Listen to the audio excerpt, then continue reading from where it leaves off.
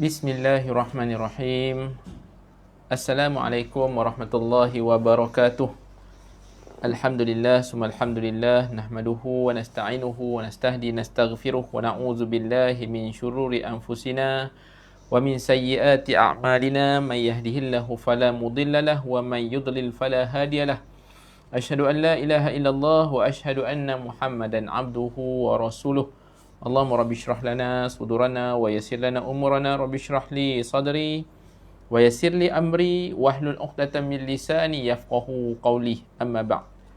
Ya ayyuhalladzina amanu taqullaha haqqa tuqatih wa la tamutunna illa wa antum muslimun. Sadaqallahul azim. Alhamdulillah, summa alhamdulillah, ashabul fadilah, tuan-tuan guru, puan-puan guru, para alim ulama, para asatizah, tuan-tuan, puan-puan, ibu-ibu, ayah-ayah yang dirahmati oleh Allah Subhanahu wa taala. Mari kita rafakkan rasa syukur kepada Allah Subhanahu wa taala yang tidak terhingga atas kurniaan, atas nikmat yang tidak ternilai Allah Taala berikan kepada kita.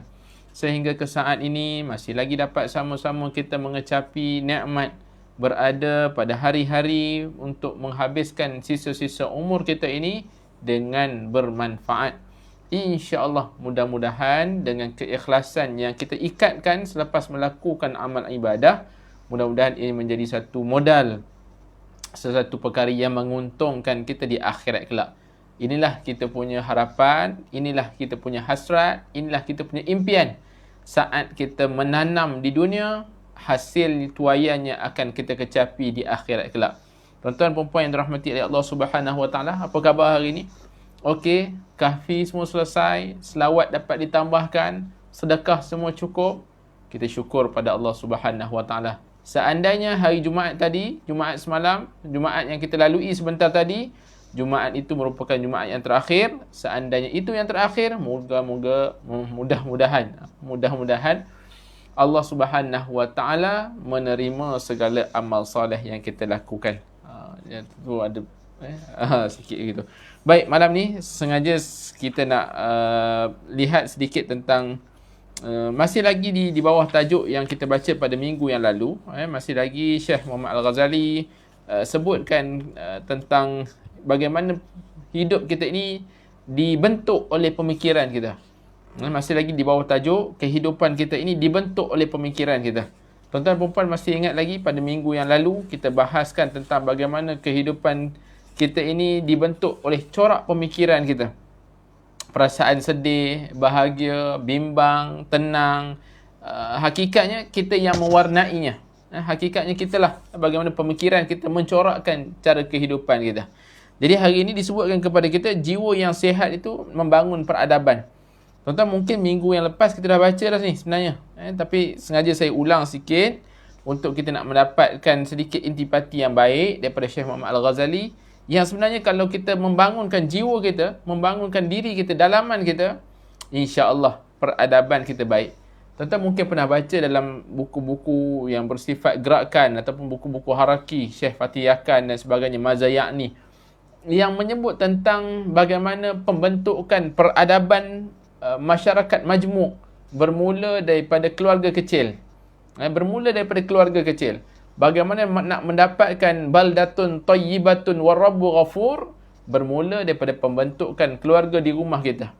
Keluarga di rumah kita baik ataupun bermula daripada diri kita. Diri kita yang baik membentuk ahli keluarga kita yang baik. Bila keluarga kita baik, membentuk kejiranan yang baik. Kejiranan yang baik membentuk masyarakat yang baik. Yang akhirnya seluruh negara akan jadi baik. Dia bermula daripada mana? Sekecil-kecil sikap diri kita. Sikap diri kita. Bagaimana kita membentuk diri kita. Inilah yang disebut jiwa yang sihat. Sama-sama kita ambil peranan. Tidak perlu ditunding kepada manusia lain. Kita melihat diri kita yang akhirnya menaikkan semangat untuk membina keluarga, membina masyarakat, membina negara kita yang akhirnya menjadi baldatun tayyibatun wa ghafur. Dalam jiwa yang sihat ni, sebagaimana yang saya sebut dulu, Syekh Muhammad Ghazali menyebutkan kepada kita ada kaitannya jiwa yang sihat membangun peradaban, ada kaitannya dengan buku Syekh Muhammad Ghazali yang bertajuk tentang khuluqul muslim. Khuluqul muslim. Syekh Muhammad Ghazali memetik satu artikel, satu ayat yang sangat baik. Saya kira Sebagaimana yang disebutkan, Islam merupakan risalah langit yang menghendaki pembaikan universal dengan menjadikan pembinaan jiwa manusia sebagai prioritinya. Kita nak membangunkan dunia, nak membangunkan masyarakat kita, bermula dengan meletakkan pembaikan dalam diri kita sebagai keutamaan. Jadi Islam meletakkan perhatian yang serius ni pada bahagian terdalam jiwa manusia, dan Islam juga menegaskan ajaran-ajarannya berkaitan dengan jiwa, sehingga ajaran itu benar-benar menjadi sebahagian yang tidak terpisah daripada Islam. Sebab itu kalau kita baca dalam bab-bab tentang pembentukan hati, pembersihkan hati, ia sangat penting. Pada awal dulu kita pernah bahaskan juga tentang bagaimana hati yang merupakan raja kepada seluruh anggota badan. Baik hati, kata Nabi SAW dalam hadisnya, baik hati, maka akan baik seluruh anggota. Dan kalau tidak baik hati, maka akan rosak segala anggota. Sebab itu antara ulama yang menyebut tentang bagaimana hati merupakan raja, anggota lain merupakan khadam yang menggerakkannya. Maka kita bersihkan hati, kita sucikan hati, berikan nutrisi yang terbaik kepada hati. Ilmu yang bermanfaat, dengan amalan yang baik, dengan mengikuti ajaran-ajaran Allah Subhanahu Wa Taala dan sebagainya. Perkara-perkara ini sebenarnya memberikan nutrisi yang terbaik kepada hati kita. Jadi, satu-satunya alasan mengapa risalah para Nabi tetap kekal dan tetap mewarnai hidup orang-orang beriman, kerana jiwa manusia dijadikan fokus sasaran dan paksi pembinaannya. Kita baca Quran, kita baca hadis Nabi SAW, banyak menekankan tentang aspek pembinaan jiwa kita, pembinaan peribadi kita. Tuan-tuan boleh baca dalam kitab-kitab tentang pribadi Muslim, bagaimana membina pribadi seorang Muslim yang sebenar. Hakikatnya, secara teori nampak cantik. Tetapi itulah agama sebenarnya, yang perlu kita mujahadahkan untuk kita amalkan bersama. Sifat kejujuran, sifat untuk kita kesabaran, keterampilan kita. Ini semua diajarkan oleh agama kita. Bagaimana kita mengamalkan ataupun tidak saja. Ini disebutkan ajaran kita memfokuskan kepada pembinaan jiwa manusia. Ajaran mereka tidak seperti pelekat stiker yang mudah tertanggal ketika digoncang bencana atau badai. Ajaran mereka tidak seperti warna celupan yang mudah pudar. Tidak, prinsip-prinsip ajaran mereka bersatu dengan jiwa, sehingga semua prinsip itu menjadi kekuatan yang dapat mengendalikan tingkah laku manusia dan menentukan orientasinya. Tuan-tuan lihat, ada bezanya orang yang beragama dengan orang yang tidak beragama. Ada bezanya orang yang mengamalkan agama dengan orang yang sekadar ada agama padanya. Sebab dengan mengamalkan prinsip-prinsip agama, maka ia membangunkan jiwanya. Dia menghidupkan jiwanya, menghidupkan pribadinya. Yang akhirnya menjadi manusia yang berakhlak mulia, yang mengamalkan ajaran-ajaran, pertuturannya baik, peradabannya baik. Ini yang kita nak lihat. Sejauh mana kita mempelajari, semakin kita mempelajari akhlak, semakin kita tawaduk ataupun semakin kita tunduk, semakin kita merakyat, semakin kita merasai bahawa diri kita ni sentiasa diperhatikan oleh Allah Subhanahu Wa Taala. Risalah Langit telah berbicara tentang masyarakat dengan pelbagai situasi mereka, tentang hukum dan jenis-jenisnya, dan kemudian menawarkan penawar atas pelbagai penyakit yang menimpa semua sisi tersebut. Masya Allah. Ini disebutkan kepada kita. Kalau kita baca Quran, yang disebut juga sebagai surat cinta dari Tuhan, Allah Ta'ala berikan kepada kita Quran. Nabi SAW meninggalkan kepada kita satu risalah yang sangat hebat ini, mukjizat yang sangat agung ini. Semakin dibaca, semakin terasa kerinduan. Semakin dibaca, semakin menambahkan semangat dalam beragama. Semakin dibaca, semakin bertambah keimanan. Semakin dibaca, Allahu Akbar. Tuan-tuan, sebuah kitab yang tidak pernah jemu-jemu dibaca. Sebuah kitab yang diulang baca. Khatam ulang. Masya Allah, tabarakallah. Ini tanda mukjizat yang sangat hebat. Berkali-kali kita khatam Quran dalam kehidupan kita. Bagaimana pembentukan jiwa kita berlaku. Allah tawarkan solusi. Allah dah cerita dah kepada kita kisah-kisah bagaimana sifat-sifat manusia yang melampau. Sifat-sifat manusia yang melakukan sebegitu dan sebegini. Dan Allah berikan tawaran. Ini solusi-solusinya. Ini antara ubat-ubatnya. Yang kalau kita amalkan, maka kita akan jadi peradaban manusia yang hebat. Allahu Akbar. Meskipun begitu, Allahumma salli ala sayyidina Muhammad, risalah langit tidak akan pernah menyimpang daripada tujuan utamanya, iaitu memberi kedudukan yang mulia kepada jiwa yang sihat. Ini salah satu tujuan Allah Subhanahu Wa Taala berikan Quran, turunkan Quran, nak memberikan pengisian kepada jiwa yang sihat. Jiwa yang sihat merupakan modal utama bagi setiap pembaikan, sedangkan akhlak yang mulia menjadi jaminan utama bertahannya suatu peradaban.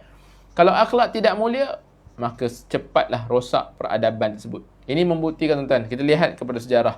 Manusia yang melawan kepada fitrah asal, melakukan keburukan, melakukan perbuatan-perbuatan yang bercanggahan dengan naluri dan sebagainya, mereka ini akhirnya seolah-olah hilang pertimbangan. Mereka ini seolah-olah tidak ada lagi, rosak peradaban itu sudah semakin rosak.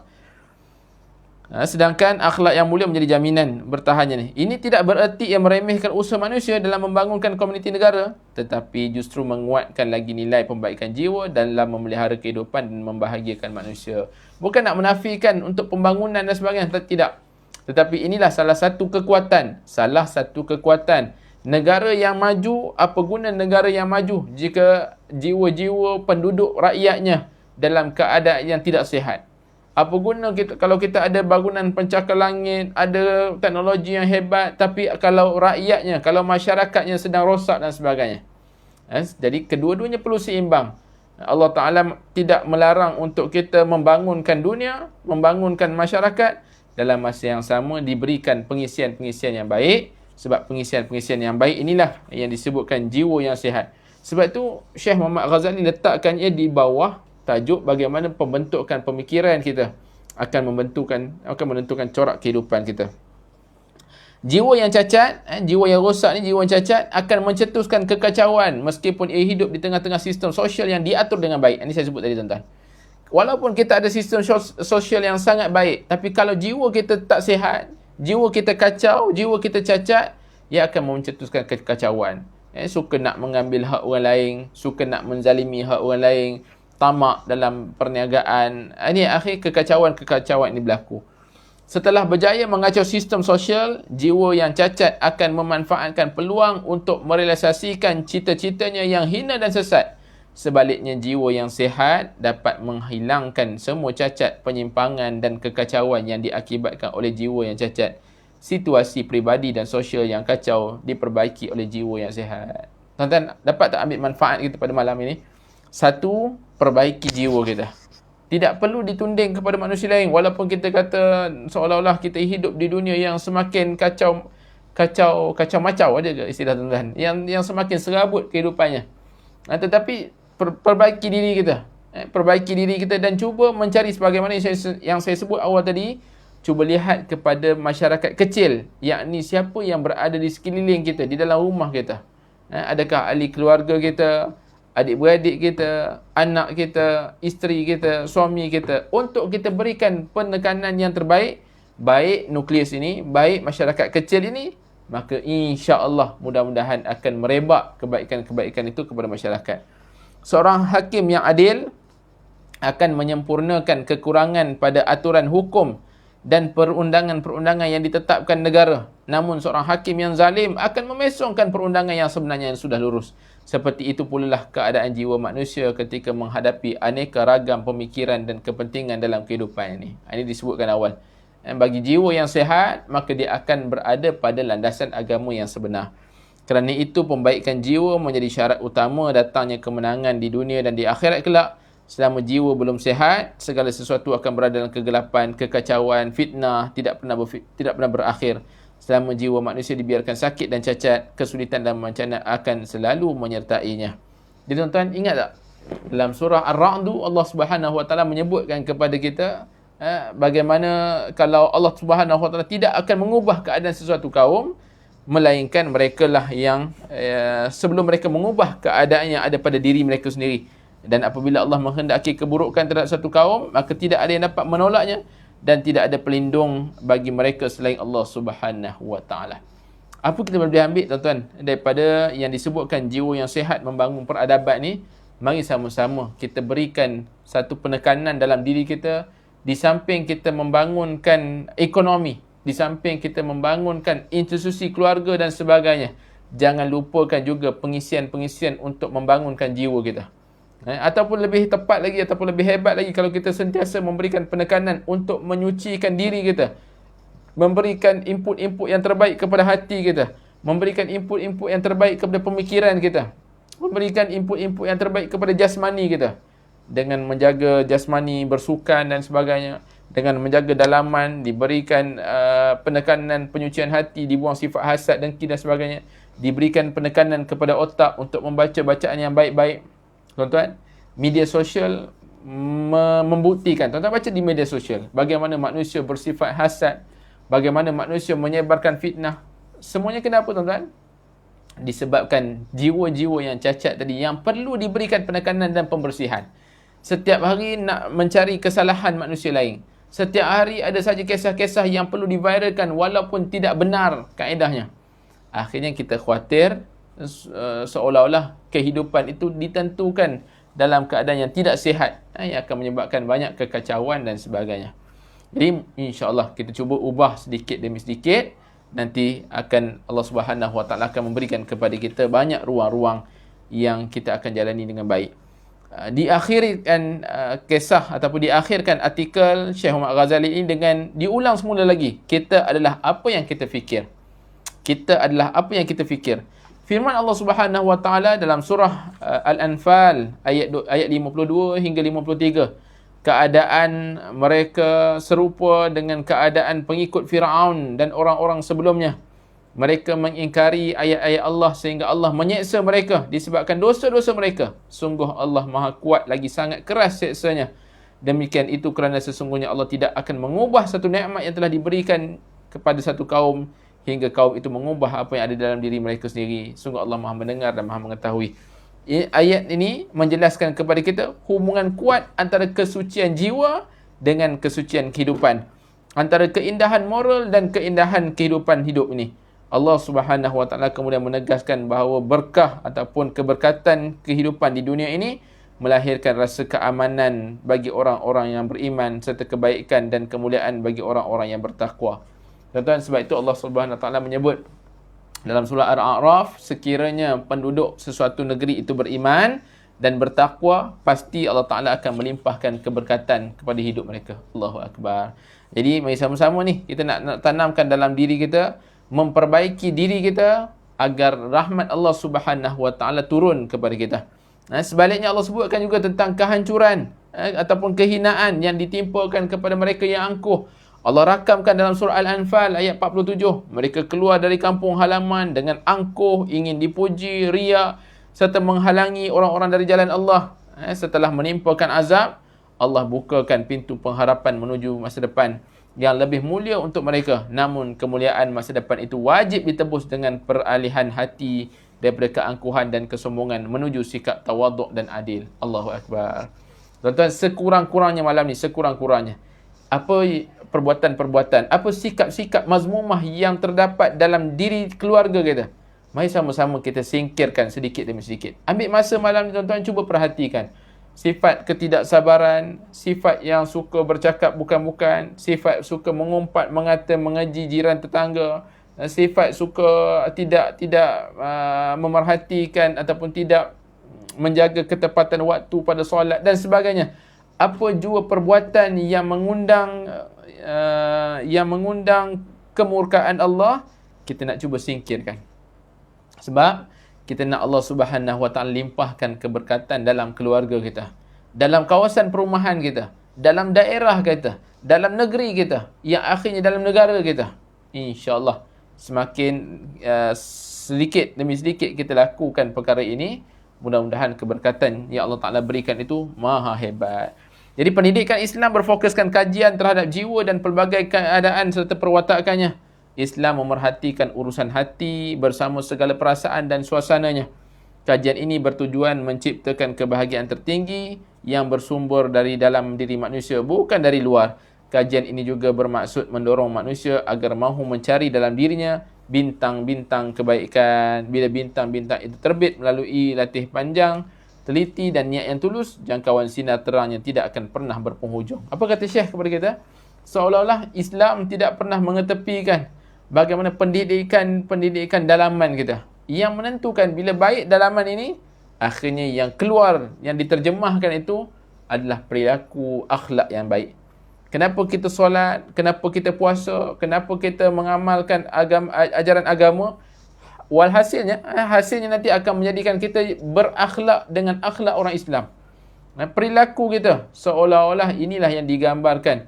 Bila kita banyak melakukan amal ibadah, buahnya adalah dengan akhlak yang baik. Mana mungkin kita banyak melazimi kuliah-kuliah, mana mungkin kita banyak melazimi solat berjemaah dan sebagainya, menjadikan kita manusia yang tidak berakhlak dengan akhlak Islami. Ini kena lihat balik. Seandainya kalau kita berakhlak, ataupun seandainya kalau kita hidup dalam keadaan menuruti perintah Allah, tapi akhlak kita sebaliknya, maka perlu diperhalusi semula. Adakah benar-benar keikhlasan kita kepada Allah Subhanahu Wa Taala? Baik.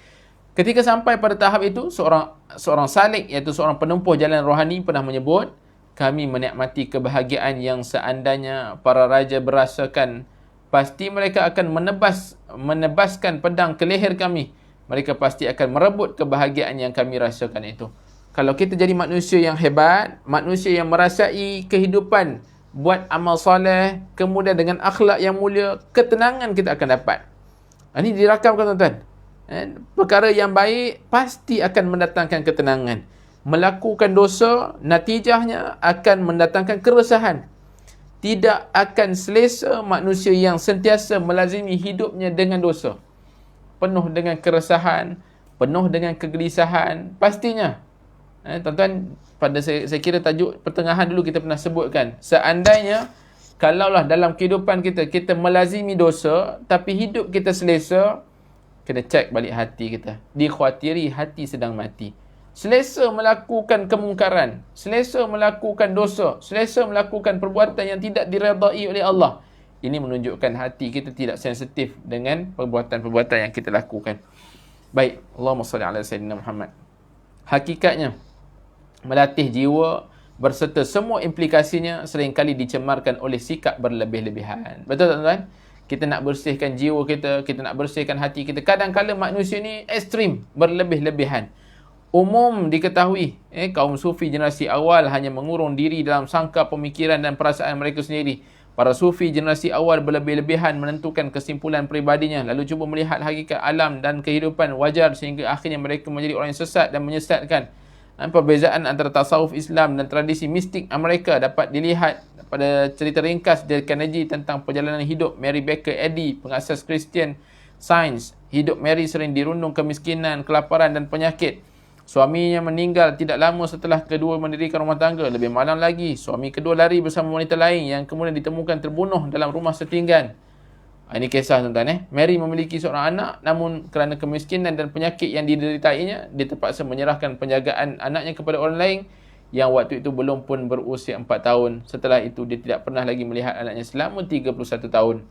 Ketika sakit yang dideritainya semakin parah dan tidak sembuh, Mary cuba mengembangkan gagasan rawatan dengan kekuatan fikiran, mind cure. Titik perubahan kehidupan terjadi ketika dia gelincir jatuh di jalan licin berais. Dia terus pengsan dan tidak sedarkan diri dalam waktu masa yang lama. Akibat tulang belakangnya terhantuk kuat ke tanah, para doktor memeriksanya menjangkakan hanya 2 kemungkinan, meninggal atau lumpuh. Saat berbaring di katil, Mary membuka kitab Injil dan membaca. Menurut katanya mendapat ilham daripada Tuhan yang membaca baris-baris dalam Injil Matius. Dibawalah ke hadapannya Isa, orang lumpuh yang terbaring di atas tempat tidurnya. Saat itu berkatalah dia kepada orang lumpuh, bangunlah, angkatlah tempat tidurmu dan pulanglah ke rumahmu. Orang lumpuh itu bangun dan pulang. Mary Baker berkata, kalimah-kalimah ini telah memberi orang lumpuh itu kekuatan, kepercayaan dan semangat dari dalam diri mereka sehingga dia dapat bangkit daripada pembaringan dan berjalan-jalan dalam bilik. Pengalaman ini memberi jalan keluar bagi Mary Baker untuk menyembuhkan sakitnya yang sekian lama didertai sekaligus menyembuhkan orang lain. Dan Carnegie memberikan komentar, itulah pengalaman yang memantapkan Mary Baker untuk menjadi pengasas agama baru, barangkali satu-satunya agama yang dimulakan oleh seorang wanita. Kesimpulannya apa tuan-tuan? Nak sebutkan tentang bagaimana manusia yang cuba nak membangunkan jiwa, kadang-kadang mengambil langkah-langkah ekstrim yang keterlaluan. Bukan disebutkan, bukan sekadar yang beragama Islam, tapi kadang-kadang yang tidak beragama Islam juga mengambil langkah ekstrim sehingga menubuhkan agama sekalipun. langkah-langkah yang terlampau drastik ataupun berlebih-lebihan yang juga menyebabkan manusia itu melawan kepada fitrah asalnya. Jadi untuk pembaikan jiwa juga, mari sama-sama kita lihat. Nak memberikan pembaikan jiwa kita, lihat bagaimana untuk kita bermula melihat kelompongan diri untuk ditampung, melihat kekurangan diri sedikit demi sedikit, kita memberikan penekanan dengan ilmu. Nanti kita akan jumpa tuan-tuan. Dengan ilmu. Bila dengan ilmu, maka kita akan berada di neraca yang selamat, di pertimbangan yang selamat. Tapi kalau perubahan yang kita nak lakukan tanpa dasar ilmu, maka perubahan yang kita lakukan itu takut sia-sia, mengundang pula kecelakaan. Jadi Syekh Muhammad Ghazali sebutkan kepada kita dua kisah tentang bagaimana yang beragama Islam, golongan Sufi dan sebagainya, dan juga kisah Mary Baker yang akhirnya membuat agama sendiri.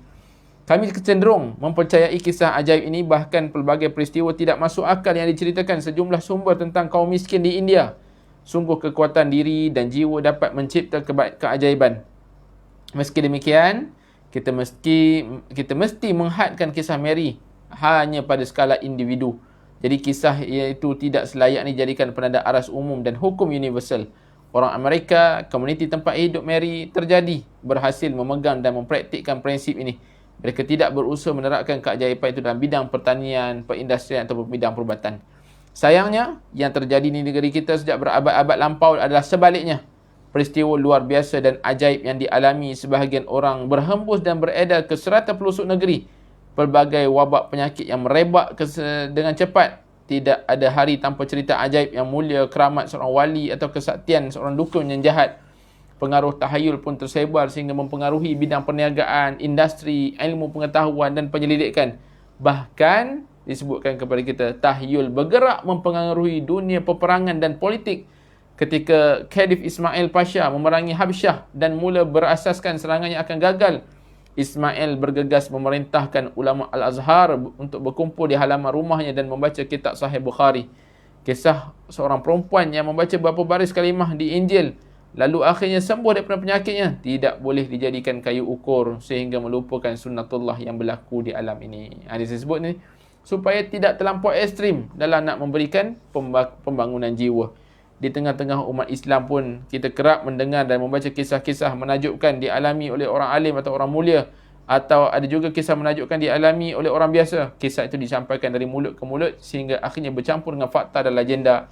Kisah seperti itu kerap dijadikan satu standard yang umum. Ini dah diberikan peringatan sejak dahulu kala supaya kisah-kisah ini mungkin terjadi.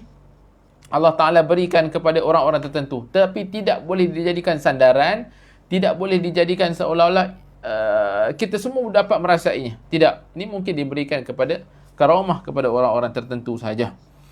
Semestinya kisah dan peristiwa yang terjadi pada diri seseorang tidak dijadikan hukum universal. Ini Syekh Muhammad Ghazali sebut kepada kita. Tidak dijadikan hukum universal sehingga akhirnya kita menafikan sunnatullah. Okay? Sebagai manusia, kita harus bekerja, berusaha, mewujudkan sesuatu yang kita inginkan, kemudian berserah diri pada Allah. Sunnatullahnya begitu. Kita masih lagi perlu berusaha, kita masih lagi perlu bekerja. Akhir sekali, serahkan pada Allah Subhanahu Wa Taala untuk hasilnya. Yang menjadi kesilapan, apa yang dapat pada orang yang kita dengar secara ajaib, maka kita pun seolah-olah nak cepat kepada keajaiban, yang akhirnya kita ekstrim dalam melakukan sesuatu. Ini kesilapan pada pembangunan jiwa kita. Jangan sampai kejadian ajaib dialami seseorang, misalnya seseorang mendapatkan jawatan yang tinggi tanpa melalui peningkatan kerjaya yang biasanya berlaku, dijadikan landasan untuk kita bermalas-malasan mengharapkan keajaiban yang serupa. Secara teori, kekuatan dan kemampuan kita boleh saja bertambah berkali ganda atau juga boleh berkurang bergantung pada cita-cita, dorongan dan motivasi dalam diri kita.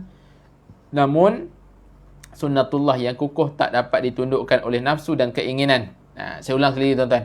Sunnatullah yang kukuh tak dapat ditundukkan oleh nafsu dan keinginan. Kita tetap saja harus menapak laluan dan prosedur yang sepatutnya untuk meraih kekuasaan, kekuatan dan apa yang kita inginkan. Tidak seharusnya kita hanya mengharap dan bergantung nasib pada keajaiban.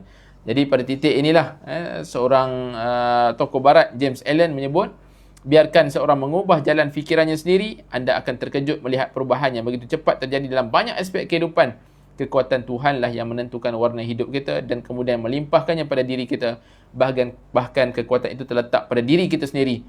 apa yang dilakukan oleh seseorang merupakan hasil secara langsung daripada apa yang difikirkan. Seseorang boleh saja berdiri di atas dua kakinya lalu bekerja dan memelihara fikiran-fikirannya, namun dia juga boleh jadi sakit, sembuh, lalu tetap memelihara pemikiran-pemikirannya.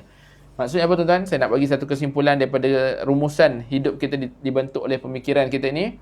Ditentukan bagaimana apa yang kita lakukan. Apa yang kita lakukan merupakan hasil secara langsung apa yang kita fikirkan.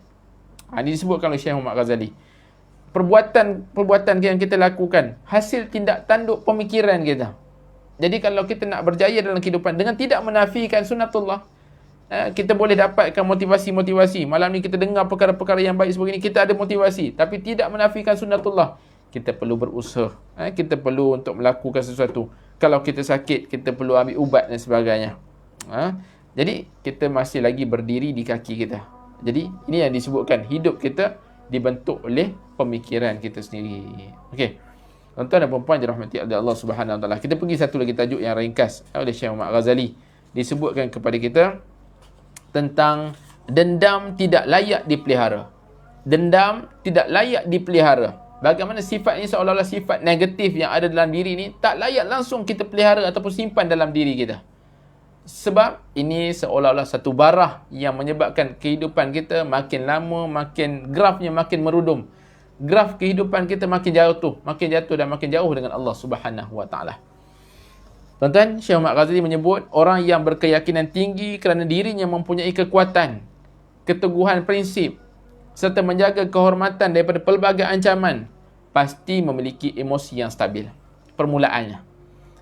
Kalau kita beriman kepada Allah Subhanahu Wa Taala, kita ada keteguhan, prinsipnya, kekuatan, jaga kehormatan kita, pasti kita mempunyai emosi yang stabil. Normalnya begitu. Keseimbangan emosi itu dapat dilihat daripada keyakinan bahawa musuhnya lemah dan tidak akan dapat mengalahkannya, atau dia yakin dia mampu untuk mengalahkannya. Ini pemikiran manusia. Orang yang mempunyai pengendalian emosi seperti ini tetap tenang ketika dicela dan tidak mudah terikut-ikut emosi ketika diperlakukan secara tidak adil. Kadang-kadang kita, ini yang disebut kadang-kadang, apa istilah orang muda sekarang ni, mudah koyak. Disebabkan kita tidak kuat prinsipnya, tidak menjaga kita punya, ataupun tidak ditanam dalam diri kita ni untuk kuat berhadapan dengan masyarakat. Yang perlu kita letakkan dalam diri kita, yang perlu kita tanam dan perlu kita gilapkan perkara ini. Biasanya apabila diserang amarah seseorang, terus kacau dan memberontak.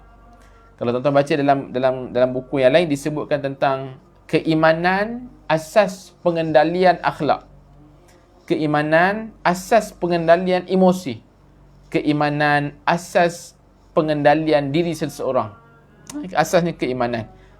Atau ada juga yang terus mengibarkan bendera putih tanda menyerah ketika ada yang menyerang.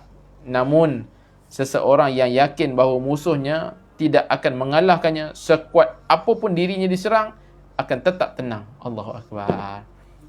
Nanti kita akan mudah faham. Ini sebagai intro apa yang Syekh Muhammad Ghazali sebut ni, tentang dendam tidak dipelihara. Dia akan selalu bersedia menghadapi serangan musuh dengan santai atau bahkan disertai senyuman. Ini bagaimana kita berhadapan dengan musuh-musuh yang sentiasa memusuhi, mencerca, menghina manusia lain. Ini kita akan lihat nanti. Untuk membuktikan kebenaran ini, saya menghadirkan dua bukti. Bukti yang diutarakan oleh Dale Carnegie dan bukti yang saya paparkan dalam buku Khuluqul Muslim. Kedua-duanya saling menguatkan dan menyokong antara satu sama lain. Syekh Muhammad Al-Ghazali bawa dua bukti. Satu, kisah daripada Dale Carnegie. Satu lagi kisah daripada buku yang dikarang sendiri dalam buku Khuluqul Muslim. Kita akan lihat tentang. Yang pertama dibawa tentang kisah Dale Carnegie menulis tentang beruang dan haiwan kecil. Beruang dan haiwan kecil. Kisahnya begini tuan-tuan.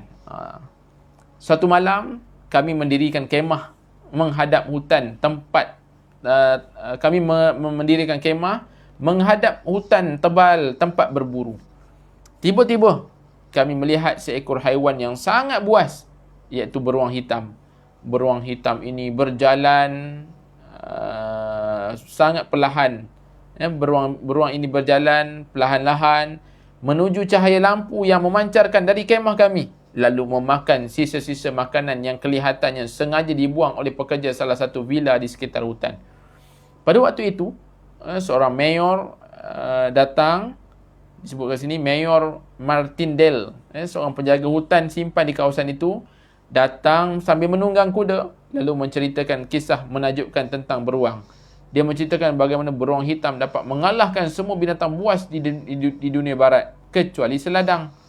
Namun suatu hari, cerita sang penjaga hutan, aku melihat ada seekor haiwan yang berani keluar dari sarang dan menghadapi beruang hitam itu tanpa gentar sedikit pun. Bahkan berani ikut makan bersamanya. Haiwan itu adalah musang. Musang rasa. Musang rasa ni apa?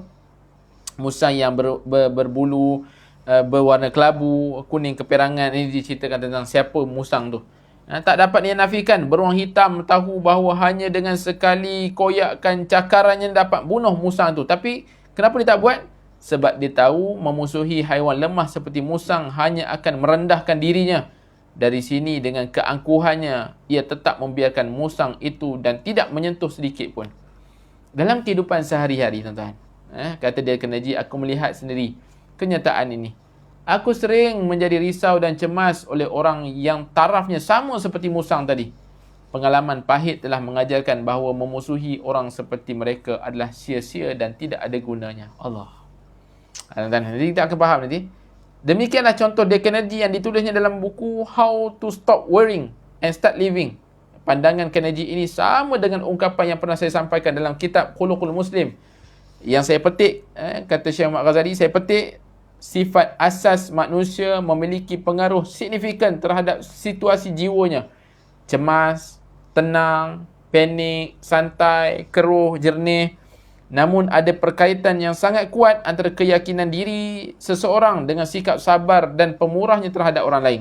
Sebagai contoh, orang yang benar-benar bijak dan mulia setiap kali menghadapi tentangan ataupun serangan terhadap dirinya, nescaya akan berlapang dada, bersikap bijak, mahu memahami kekurangan orang lain dan memaafkan kesalahan mereka. Apabila orang lain melakukan tipu daya yang diarahkan kepada dirinya, dia akan bersikap tenang dan tidak pernah berusaha membalas dendam kepada pelakunya.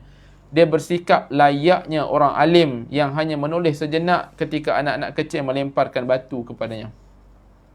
Tentu kita pernah melihat atau mendengar bagaimana kemarahan mendorong seseorang hingga gila. Kita juga mungkin pernah menyaksikan betapa dendam dan kebencian boleh menghancurkan kehidupan seseorang, bahkan hingga kepada keluarganya. Seorang pemarah dan pendendam akan terus memberikan tindak balas ketika dirinya diserang dan dihina. Dia akan melakukan pelbagai usaha untuk membalas serangan dan penghinaan terhadap dirinya, bahkan apabila perlu harus dibalas dengan pertumpahan darah. Jadi Syekh Muhammad Ghazali nak bawakan kepada kita supaya kita tidak cepat ataupun cepat melatah respon terhadap dalam kekalutan, marah tidak pada tempatnya. Ini yang perlu kita singkirkan dalam diri kita. Sedangkan ada musuh-musuh yang perlu kita respon dengan penuh ketenangan, bahkan dengan senyuman sekalipun. Allahu Akbar, tuan. Ini tidak semudah yang kita ungkapkan, tapi memerlukan mujahadah yang tidak dinafikan. Jika seseorang sentiasa menjaga kehormatan dan memuliakan dirinya, tentu dia tidak akan bersikap gelabah dan menyimpang, dan tetap akan bersikap tenang, jernih mengawal pemikiran dan mengawal emosi. Bahkan dia menganggap penghinaan sebagai kritikan yang membina, yang meningkatkan kekurangan dan cacat dirinya. Kearifan dan kebijaksanaan seperti itulah yang ditonjolkan oleh Nabi Hud AS saat menghadapi penolakan kaum yang diseru untuk menyembah Allah Subhanahu Wa Taala. Bahkan bukan kisah Nabi Hud AS saja, kisah-kisah para anbiya ketika mereka dihujani ataupun dimaki, dicaci, diberikan penekanan oleh musuh. Ada para anbiya, kalau kita menelusuri kisah-kisah para anbiya, bagaimana respon mereka ini seolah-olah penyerahan kepada Tuhan mereka, penyerahan kepada Allah Subhanahu Wa Taala menenangkan kehidupan mereka. Makian, hinaan orang bodoh tidak akan mencederakan dan merosakkan hikmah Nabi Hud AS, sebab ada perbezaan jauh antara orang yang dipilih Allah sebagai Rasul yang sentiasa berada di bawah naungan kebaikan dan kebenaran, dan kaum bodoh yang menyembah batu yang dianggap berupaya mendatangkan manfaat dan mudarat. Bagaimana mungkin seorang pendidik agung yang terkesan oleh hinaan orang yang dungu? Tuan-tuan, Syekh Muhammad Ghazali tanya pada kita ni, nak memberikan satu persoalan kepada kita. Pasti ada bezanya orang yang jahil dengan orang yang berakal. Kalau kita dah dididik dengan pendidikan yang baik, Kita diajarkan dalam kuliah kita tentang kesabaran, diajarkan dalam kuliah kita tentang ilmu-ilmu, pastinya ilmu-ilmu inilah yang kita nak praktikkan. Saat berhadapan dengan kehinaan, dengan penghinaan, cercaan dan sebagainya, cuba sedaya upaya untuk respon dengan ketenangan. Cuba sedaya upaya untuk kita tidak marah bukan pada tempatnya. Tidak marah bukan pada tempatnya. Dan Syekh Muhammad Ghazali bawa kepada kita kisah orang-orang soleh yang tidak goyah dalam penghinaan sebagainya. Maksudnya apa? Berbalik pada tajuk awal tadi, mereka ini tidak menyimpan dendam, kerana dendam itu seolah-olah satu barah. Dendam itu seolah-olah tidak langsung layak disimpan dalam diri manusia ni. Apa kisah orang soleh ni? Kita dapat melihat beberapa contoh kearifan yang tidak goyah oleh makian, tidak terpancing oleh kebodohan. Hinaan orang bodoh akan karam di samudra kearifan mereka. Sama seperti karamnya batu di dalam. Allahu Akbar. Air laut tidak akan pasang hanya kerana lemparan anak batu kecil. Allahu Akbar. Tuan-tuan tengok. Satu perumpamaan yang baik ni. Bagi manusia yang arif, bagi manusia yang berilmu, hebat mereka ini. Satu perumpamaan mereka kata, air laut tidak akan pasang hanya kerana lemparan anak batu kecil. Mereka tidak termakan sebab mereka tahu prinsip mereka dicaci, dihina. Kalau kita ada prinsip kita buat apa yang Allah suruh, tinggal apa yang Allah larang. Walaupun manusia mengherdik kita, walaupun manusia mengatakan kita kolot, jumut dan sebagainya, kita ada prinsip kita, pastinya tidak akan goyah untuk berhadapannya. Dikisahkan seorang lelaki yang memaki Al-Ahnaf Ibn Qais ketika berjalan pulang. Ketika sudah hampir ketiba di rumah, Ibn Qais berkata, "Wahai si Fulan, bila masih ada yang ingin kau katakan saja sekarang, sebab aku khawatir para pemuda mendengar perkataanmu, mereka akan menyakitkanmu." Allahu Akbar. Seorang lelaki berkata kepada Abu Zar, "Apakah kamu yang diusir Muawiyah dari Syam? Seandainya kamu memiliki kebaikan, tentu dia tidak akan mengusir kamu." Abu Zar membalas, "Wahai anak saudaraku, ada banyak rintangan telah menghalangku. Apabila aku akhirnya selamat, apa yang kau katakan tadi tidak akan terpengaruh sedikit pun bagiku. Tapi bila aku tidak dapat menyelamatkan diri, berarti aku lebih buruk daripada apa yang kau katakan." Ada juga yang menghina Abu Bakar As-Siddiq radhiyallahu an. "Demi Allah, aku pasti mencelamu dengan celaan yang akan masuk bersamamu hingga ke lubang kubur." Dengan tenang Abu Bakar menjawab, "Dia akan masuk bersamamu, bukan bersamaku." Allahu Akbar. Tuan-tuan lihat bagaimana hikmah orang-orang yang tahu prinsipnya dalam diri masing-masing. Seorang lelaki berkata kepada Amru ibn As, "Demi Allah, aku akan memburumu." "Benar, pasti kau akan sibuk," sahut Ibn As. Allahu Akbar. Lelaki itu berkata lagi, "Engkau seolah mengancamku. Demi Allah, bila kau bicara satu patah kepadaku, akan aku bicara 10 kata kepadamu." Ibn As radhiyallahu anhu berkata, "Demi Allah, seandainya kau bicarakan 10 patah kepadaku, aku tak akan berbicara sepatah kata pun." Dikisahkan bahawa ketika seorang memaki Asy-Sya'bi berkata, "Jika ucapanmu benar, semoga Allah ampunkanku. Tapi jika ucapanmu tak benar, Allah mengampunimu." Ketika seorang lelaki memaki Abu Zar Al-Ghifari, beliau berkata, "Wahai si Fulan, janganlah berlebihan memaki kami. Sisakan sedikit tempat untuk kebaikan, sebab kami tak akan membalas orang yang bermaksiat kepada Allah dengan menyakiti kami melebihi ketaatan kami kepada Allah dengan berbuat baik kepada orang itu." Allahu Akbar. Akhlak, tuan-tuan. Tuan-tuan dan mati Allah Subhanahu Wa Taala, ini akhlak para sahabat, ini akhlak para salafus soleh yang mengajarkan kepada kita tidak ada gunanya menyimpan dendam dalam diri masing-masing. Ada banyak lagi kisah-kisah tuan-tuan yang diletakkan oleh Syekh Ghazali kepada kita ni, bagaimana dikisahkan respon-respon para sahabat berhadapan dengan cacian, makian dan sebagainya, yang menunjukkan tidak ada gunanya menyimpan dendam, tidak ada gunanya menyimpan satu perasaan-perasaan yang seolah-olah demotivatekan diri, menyebabkan diri kita rasa tak semangat, sedangkan kita berada di jalan yang benar. Musuh-musuh yang sentiasa bercakap ini diberikan respon yang baik agar mereka akhirnya berfikir sendiri. Mereka akan penat. Mulut manusia tidak boleh ditutup, tuan-tuan. Mulut manusia sampai bila-bila pun tidak akan ataupun sukar nak ditutup. Akhir sekali, tuan-tuan, kita ambil malam ni, racun kemarahan. Kalau kita mengheret diri kita ke arah dendam ni, maka akan membawa kepada racun kemarahan. Kemarahan disebut racun yang mengalir dalam jiwa, sama seperti arus elektrik yang mengalir dalam tubuh. Kadang-kadang arus elektrik itu hanya menimbulkan getaran dan goncangan pada tubuh, tapi kadang-kadang juga dapat membuat seorang lemas dan bahkan mati. Kerana itu, Dr. Najib berpendapat, sikap lembut dan santun terhadap musuh merupakan rahmat yang terlebih dahulu mengalir dalam jiwa sebelum yang lain merampas kebaikannya. Carnegie mengutip petikan buletin yang disebarkan oleh Balai Polis dalam satu negeri di Amerika. Dikatakan, jika satu kelompok terpedaya oleh diri mereka sendiri untuk berbuat jahat terhadap anda, jangan pernah mengingatkannya dan jangan pernah memiliki hasrat untuk membalas perbuatan mereka. Jika anda berhasrat membalas dendam, itu hanya akan menyakitkan diri anda sendiri, melebihi rasa sakit yang anda terima daripada mereka. Dia melanjutkan, bagaimana mungkin hasrat balas dendam dapat menyakitkan anda? Hasrat itu akan menghancurkan kesihatan anda. Seperti dikatakan dalam majalah Life, ciri utama orang yang mempunyai gangguan hypertension adalah cepat terganggu emosi dan selalu menyimpan dendam serta kebencian. Kemudian dia menyebutkan, seorang teman saya pernah terkena serangan jantung. Semua doktor menganjurkannya agar menahan amarah. Tidak kira apa pun yang terjadi, pesakit jantung benar-benar boleh terus mati hanya dengan satu ledakan kemarahan tiba-tiba. Jadi untuk menghindari ledakan kemarahan, Nabi SAW mengajarkan kepada kita dalam riwayat Al-Hakim, ada 3 hal, barang siapa yang mampu melakukannya, nescaya Allah akan melindungi di bawah naungannya, memelihara dengan rahmatnya, dan masuk syurga dengan kasihnya. Ketiga-tiga hal itu bersyukur apabila diberi, memaafkan apabila sanggup, dan menahan diri daripada apabila marah. Tentang dalam Quran juga, Allah Subhanahu Wa Taala merakamkan sifat manusia-manusia yang bertakwa ini.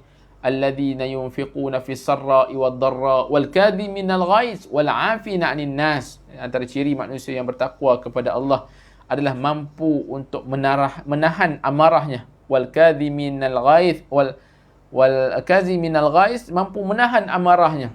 Ini juga dirakamkan supaya berakhlak. Kalau kita dendam dengan manusia, tidak dilempaskan, bukan pada tempatnya. Bukan pada tempatnya. Nabi SAW juga bersabda, barang siapa menahan amarah, maka Allah akan menahan azab yang menimpanya. Dan barang siapa menjaga lidahnya, maka Allah akan menutup aibnya. Allahu Akbar. Dalam riwayat Ibnu Umar, Nabi SAW bersabda, tidak ada tegukan yang lebih besar pahalanya di sisi Allah daripada orang yang meneguk kemarahan demi mendapat redha Allah Subhanahu Wa Taala. Tahan marah kerana Allah. Tahan marah kerana Allah. Walaupun kita mampu untuk memarahinya. Walaupun dia layak, maksudnya orang yang berhadapan dengan kita layak untuk kena marah. Tapi bila kita tahan kemarahan kerana Allah Subhanahu Wa Taala, itu akan mendapatkan redha Allah Subhanahu Wa Taala. Jelas ketika seseorang dikuasai amarah, kesedarannya hilang, syaitan ambil alih kawasan. Selain itu, dia tidak dapat mengawal perasaan dan tidak mampu berfikir dengan rasional. Akibatnya apa? Akibatnya diherdik, dimaki. Kalaulah yang diherdik, dimaki itu tidak ataupun salah pada tempatnya, mungkin dia boleh minta maaf, tapi kesannya masih ada, tuan. Akibatnya dia tidak mempedulikan nasihat yang diberikan, nasihat ataupun kalam Nabi SAW, perkataan Nabi SAW. Dalam hadis sahih dikisahkan, 2 lelaki yang saling berdebat memaki di hadapan Nabi SAW. Wajah salah seorang daripada keduanya merah dan urat-uratnya menegang. Nabi SAW menoleh kepada seorang sahabat dan bersabda, aku akan ajarkan satu kalimah yang jika diucapkan maka amarahnya akan hilang. A'udzubillahi minasyaitanirrajim. Sahabat yang mendengar ucapan Rasulullah itu kemudian menghampiri lelaki yang sedang dikuasai marah, lalu bertanya, adakah kau mendengar apa yang baru disabdakan Nabi? Tidak, jawab lelaki itu. Namun lelaki yang marah itu justru berkata, adakah kau fikir aku ni gila? Seperti itulah kesan buruk kemarahan. Ketika amarah sudah menguasai diri seorang, maka hati dan fikirannya tertutup untuk menerima nasihat daripada sesiapa pun, bahkan nasihat daripada Nabi SAW yang mulia. Tengah marah, tuan-tuan, hatta nasihat Nabi pun tak diendahkan lagi. Allahu Akbar. Buruk kesan kemarahan ini. Sebab seolah-olah emosi sudah dikuasai oleh syaitan. Dan sebab itu, mengapa pada saat marah seseorang dianjurkan untuk berlindung daripada syaitan? Sebab kemarahan akan menyebabkan jiwa mudah menerima bisikan-bisikan syaitan. Akibatnya jiwa akan mudah melakukan pelbagai keburukan yang lebih besar. Bila kemarahan sudah reda, barulah jiwa berasa menyesal atas apa yang diperbuatkan. Nanti kita akan lihat, tuan-tuan. InsyaAllah, mudah-mudahan minggu hadapan kita akan melihat bagaimana manusia-manusia yang dapat memaafkan ataupun menahan kemarahan, tidak menyimpan dendam, amarah diakhiri dengan kemaafan. Ini sifat-sifat yang baik untuk kita tanam dalam diri kita supaya tidak menjadi barah dalam diri kita. Sebab kemarahan itu racun. Kemarahan itu racun dalam jiwa manusia. Jadi insya-Allah mudah-mudahan bermanfaat. Saya mohon maaf atas kekhilafan bicara, terlebih terkurang. Mudah-mudahan Allah Subhanahu Wa Taala mengabulkan hajat-hajat kita, memberikan kekuatan kepada kita untuk kita membangunkan peradaban dengan jiwa yang sihat, memberikan nutrisi-nutrisi yang baik kepada diri kita, sentiasa memaafkan, sentiasa memberikan input-input yang positif dalam diri kita. Mudah-mudahan Allah Subhanahu Wa Taala meridai dan merahmati diri kita, keluarga kita dan masyarakat kita insya-Allah. Terima kasih atas perhatian semua. Mohon maaf kekhilafan bicara. Aqulu qawli hadza wa astaghfirullahal azim li wa lakum. Wassalamualaikum warahmatullahi wabarakatuh.